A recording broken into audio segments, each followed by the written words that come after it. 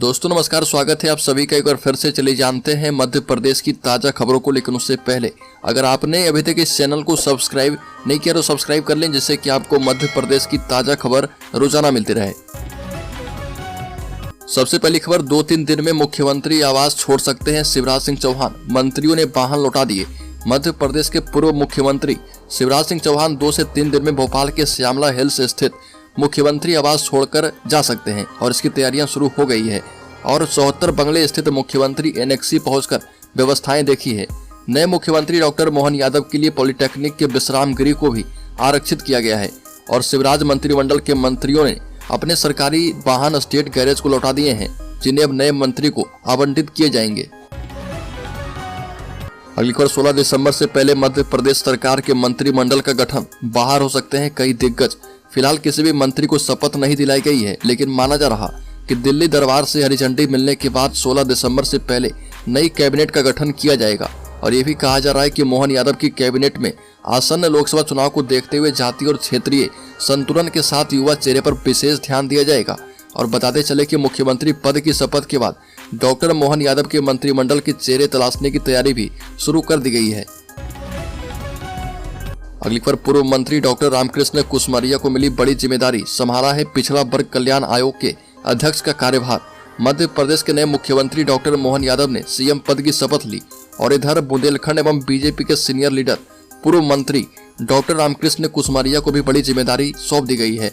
Doctor Ramakrishna Kusmaria ने भोपाल के Shyamala hills स्थित मध्य प्रदेश राज्य पिछड़ा वर्ग आयोग पहुंचकर अध्यक्ष पद का कार्यभार ग्रहण किया। इस मौके पर पिछड़ा वर्ग से जुड़े जनप्रतिनिधि भी मौजूद थे।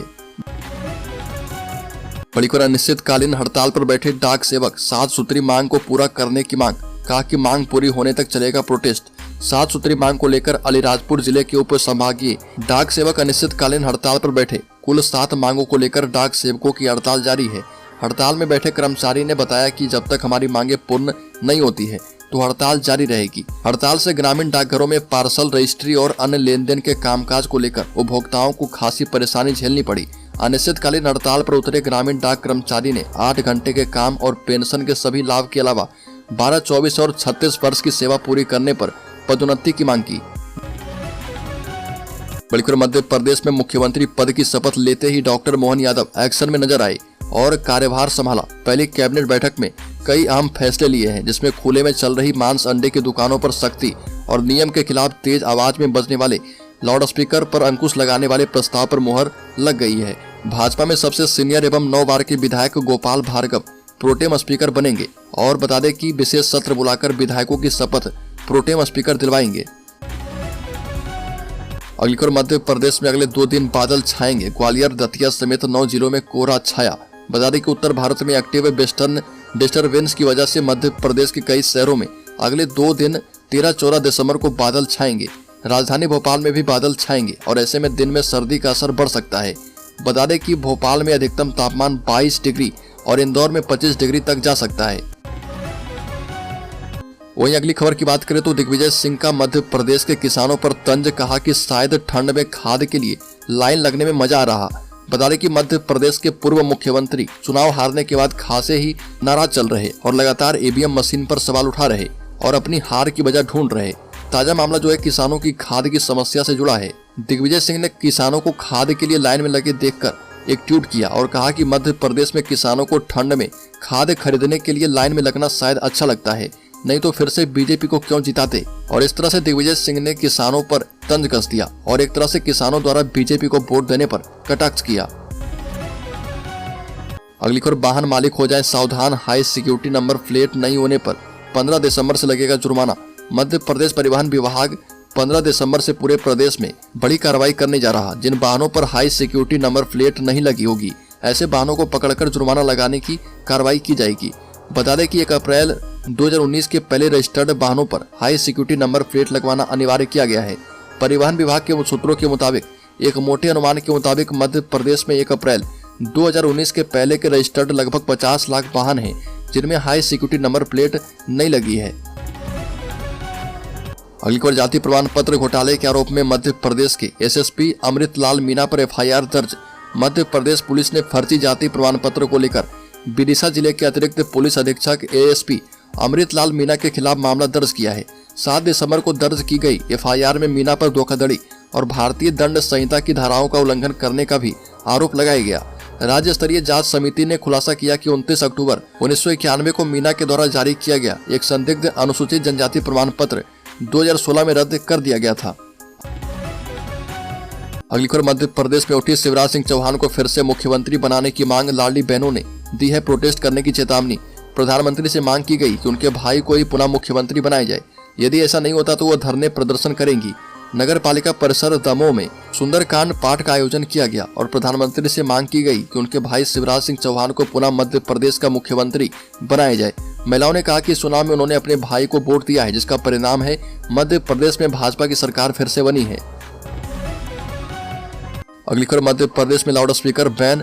बता दें कि मध्य प्रदेश में आदेश में कहा गया है कि लाउड स्पीकर से होने वाले शोर से इंसान के काम करने की क्षमता, आराम, नींद और संवाद में व्यवधान पड़ता है। साथ ही इससे शरीर पर ब्लड प्रेशर, बेचैनी, मानसिक तनाव और अनिद्रा जैसे प्रभाव पड़ते हैं। लाउड स्पीकर का इस्तेमाल रोकने के लिए सरकार ने का फैसला किया है और ये उड़न दस्ते नियम के उल्लंघन की स्थिति में रिपोर्ट जो है संबंधित अधिकारी को सौंपेंगे। सुप्रीम कोर्ट ने भी लाउड स्पीकर के इस्तेमाल के लिए पहले से ही गाइडलाइन तय कर रखी है और इसके तहत लाउड स्पीकर की आवाज की एक सीमा तय की गई थी। अगली खबर, राज्य में खुले में मांस और अंडे बेचने पर सख्ती, अपराधियों पर नकेल। मध्य प्रदेश के नए मुख्यमंत्री मोहन यादव ने लिए हैं कई बड़े फैसले। कार्यभार संभालते ही अपने पहले आदेश दिए हैं और इस आदेश के तहत राज्य में लाउड स्पीकर के साथ साथ खुले में मांस और अंडे बेचना भी बैन किया गया है। खुले में मांस बेचने के लिए सुप्रीम कोर्ट की गाइडलाइंस का कड़ाई से पालन करवाने का प्रस्ताव कैबिनेट में लाया गया है और हर जिले में एक एक्सीलेंस कॉलेज खोला जाएगा। कुल 52 कॉलेज खोले जाएंगे और आदतन अपराधी के लिए गृह मंत्रालय को कहा गया है कि आवश्यकता पड़ने पर उनकी जमानत निरस्त करना शुरू करें। बड़ी खबर, मध्य प्रदेश के मुख्यमंत्री राज्य में खुले स्थान पर बिक रहे मीट को लेकर निर्देश दिए हैं। कैबिनेट की मीटिंग के बाद मीडिया से बातचीत में कहा कि फूड सेफ्टी नियम कड़ाई से लागू करने का फैसला किया। हमने खुले में मीट, मांस, अंडे की बिक्री का मुद्दा उठाया और मीटिंग में नए नियम लाने का प्रस्ताव रखा है। मध्य प्रदेश शासन के द्वारा जारी किए गए निर्देश में सभी जिलों में ध्वनि मानकों का पालन करवाए जाने के लिए कहा गया है। अगली खबर, बीजेपी के राष्ट्रीय अध्यक्ष JP नड्डा ने एक टीवी कार्यक्रम में जानकारी दी। कहा कि नड्डा ने मध्य प्रदेश के पूर्व मुख्यमंत्री शिवराज सिंह चौहान और राजस्थान की पूर्व मुख्यमंत्री वसुंधरा राजे को लेकर कहा कि पार्टी सभी को नई जिम्मेदारी और नया काम सौंपेगी। JP नड्डा ने कहा कि ये सभी लोग हमारे वरिष्ठ नेता हैं और भाजपा तो ऐसी पार्टी है जो साधारण कार्यकर्ता का भी इस्तेमाल करने से नहीं चूकती। फिर इन वरिष्ठ नेताओं को छोड़ देने का सवाल है ही नहीं। JP नड्डा ने कहा कि हम इन नेताओं के कद को जानते हैं और इनके कद के मुताबिक हम जिम्मेदारी देने वाले हैं। अगली खबर, कमलनाथ ने कहा कि मैं रिटायर होने वाला नहीं। छिंदवाड़ा में कहा कि अग्नि परीक्षा के लिए तैयार रहना होगा। मंदिर मस्जिद जाने से बेरोजगारी दूर नहीं होती है। मध्य प्रदेश कांग्रेस के अध्यक्ष कमलनाथ ने कहा कि मैं रिटायर होने वाला नहीं हूँ, आखिरी सांस तक आपके साथ रहूंगा। आने वाले समय में हमारी असली अग्नि परीक्षा होने वाली है और हमें इसके लिए तैयार रहना होगा। मंदिर मस्जिद जाने से बेरोजगारी दूर नहीं होती है। कमलनाथ ने कहा कि छिंदवाड़ा के लिए जवानी समर्पित कर दी, अपना स्वास्थ्य नहीं देखा, अपना जीवन नहीं देखा, दिन रात नहीं देखा और नतीजा ये है कि छिंदवाड़ा को दूसरे जिले के लोग देखने आते हैं और विकास जारी रखना है। बड़ीकर, भोपाल में PFI के 22 सदस्यों पर आरोप किए गए तय। देश में खलीफा हुकूमत लाने का था मंसूबा। शहरों, कस्बों और गाँव में यूनिट तैयार करके वर्ग विशेष के मुस्लिम समुदाय के लोगों में जिहादी मानसिकता फैलाना और देश के खिलाफ युद्ध छेड़ने के मामले में प्रतिबंधित संगठन People's Front of India PFI के मध्य प्रदेश से पकड़े गए 22 सदस्यों पर आरोप तय हो गए हैं और भोपाल की विशेष NIA कोर्ट में अभियोजन पक्ष के वकीलों की ओर से आरोप पत्र पेश किए गए हैं। ATS समेत NIA की जांच में खुलासा हुआ कि PFI के सदस्यों ने 2047 तक देश में खलीफा का शासन लाने का मंसूबा पाल रखा था। देश विरोधी गतिविधियों के चलते केंद्र सरकार ने सितंबर 2022 में PFI पर प्रतिबंध लगा दिया था और इसके बाद अलग अलग राज्य समेत मध्य प्रदेश में संगठन के सदस्य के खिलाफ छापेमार कार्रवाई हो रही है।